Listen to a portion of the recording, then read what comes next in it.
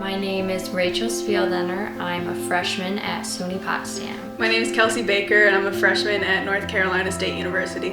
John Rose III, and I go to SUNY Adirondack. CUNY and SUNY, starting March 19th, will move to a distance learning model. When did you learn that you were leaving school and not coming back? I was on spring break in Florida. The middle of spring break. How'd that make you feel initially? It was really sad. I wanted to go back.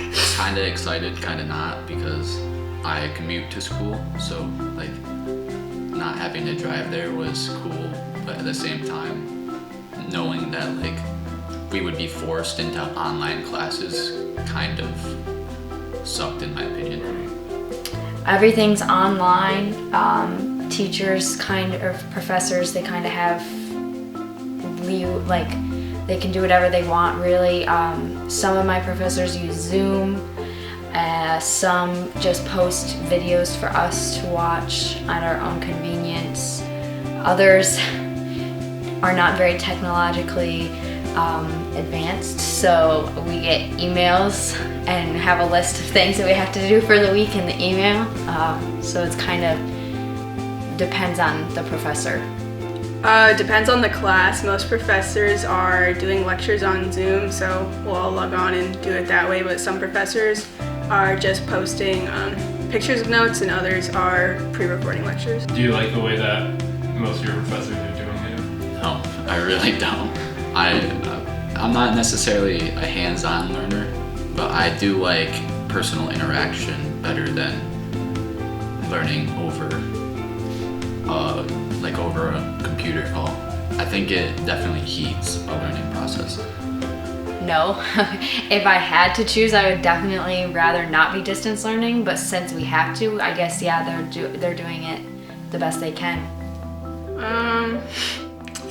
I like that I'm still getting the information I need. I don't like that I have to sit in my house and do it. I'd rather be at school. We took dramatic actions in this state. New York paused program to close down schools, businesses, social distancing. Social distancing is really physical separation of people.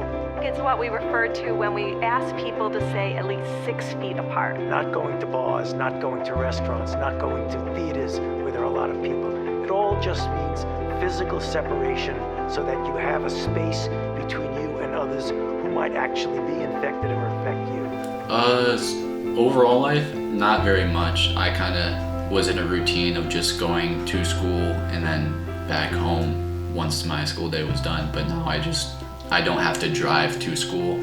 So I have like an hour of extra free time that would normally be taken up driving, and I kind of just binge watch TV shows and eat a lot of junk food and now my typical day is I wake up, I have breakfast, I work out, and then I sit in front of a computer for most of the day.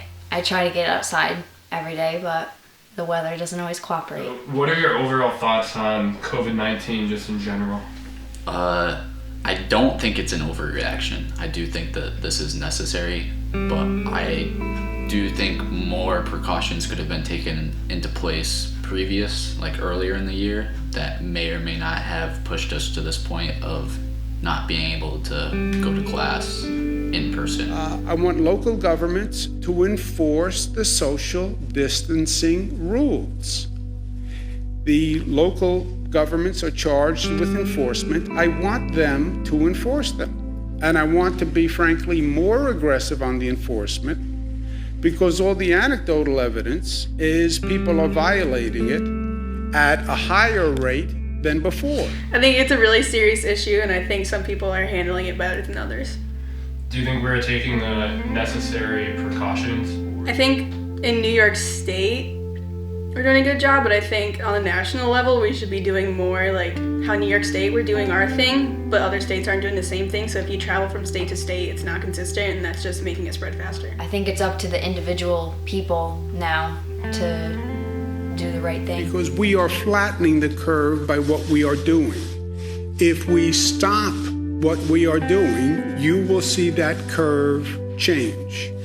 That curve is purely a function of what we do day in and day out. Like, I think we just all have to do our own part, and once we all do that, it'll hopefully be over.